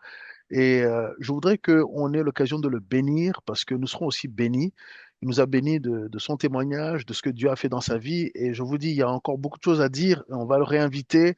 Vous avez entendu tout son amour pour décortiquer la parole. Si vous l'appréciez, vous le dites dans les commentaires. Si vous voulez qu'il revienne, vous le dites dans les commentaires. Et si vous voulez le bénir, je vais le demander quel moyen on pourra le faire. Mais je vais le mettre là sur l'écran. Parce que ton ministère est basé en France, donc à mon avis, ceux qui veulent faire un petit virement ou un gros virement, j'espère, pourront le faire. Un don financier, j'y crois beaucoup, de bénir les serviteurs de Dieu. Et si vous ne pouvez pas faire des virements, vous pouvez bien sûr lui acheter un café, hein, où nous allons lui acheter beaucoup de café, hein, comme ça Je il ne bois pourra pas. même. Et Je tu bois bois pas de pas le café. café, Je je bois sais. pas. Je déteste le café. Tu vas boire du chocolat chaud, tu vas boire du thé, tu vas boire tout ce que tu veux, la boisson, mais c'est simplement un véhicule pour bénir notre frère. Vous pouvez faire un don via PayPal. Nous allons mettre toutes ces informations en description. Je voudrais vraiment qu'on puisse le bénir pour qu'il puisse continuer. C'est un homme qui vit par la foi, comme vous l'avez entendu. Alors, bénissons ceux qui font foi au Seigneur et qui croient dans sa générosité. Et c'est à travers nous, comme nous l'avons lu dans Matthieu. Alors voilà, je suis content, vraiment, c'est quelque chose qu'on voulait faire depuis longtemps, que je voulais faire depuis longtemps, et là, je pense qu'il y a une ouverture. Alors, la prochaine fois, peut-être on parlera de ce groupe de prière, parce que je pense que beaucoup de gens sont déjà bénis à travers ce groupe de prière qui date depuis 5 ans. Je ne sais pas s'il a un nom d'ailleurs. Est-ce qu'il a un nom, ton groupe de prière, Pasteur Ah, Garib? non, j'ai pas donné de nom, mais eh, non, j'ai pas besoin de donner un nom. Bon, voilà, ceux qui veulent en savoir plus, qui veulent aller beaucoup plus, parce qu'il y a beaucoup de choses qu'on ne peut pas dire ouvertement, mais que vous pourrez être bénis, et puis aussi tout simplement parce qu'il n'y a pas le temps. C'est pas que on peut pas tout dire, on peut tout dire d'un certain point de vue, mais nous avons abordé beaucoup de sujets. Et s'il y a un endroit où vous pourrez interagir avec le pasteur Garib et les frères et sœurs en Christ, dites-le nous, envoyez-nous un message à vision transformation.info @gmail.com et vous allez avoir toutes les informations si vous le souhaitez. On vous dit à très bientôt. Je vais quand même prier pour le frère. Seigneur notre Dieu, nous te remercions pour ce temps que tu nous as donné. Nous prions pour Garib et sa famille, Seigneur, ceux qui l'ont libéré pour être présents. Merci Seigneur mon Dieu pour sa vie, pour tout ce que tu fais dans sa vie. Je prie pour que les bénédictions spirituelles et naturelles arrivent et que Seigneur mon Dieu, tu continues de le donner beaucoup plus de révélations, beaucoup plus d'autorité spirituelle et naturelle dans tout ce que tu l'as amené à faire, dans la mission que tu as prévue pour lui depuis la fondation du monde, comme pour nous tous, tu as prévu de faire quelque chose. Je prie que tu continues de le bénir et que Seigneur, dans la prochaine fois qu'on se voit, on puisse aussi bénir d'autres à travers nos conversations. Au nom de Jésus. Amen. Amen. Amen. Amen. Amen.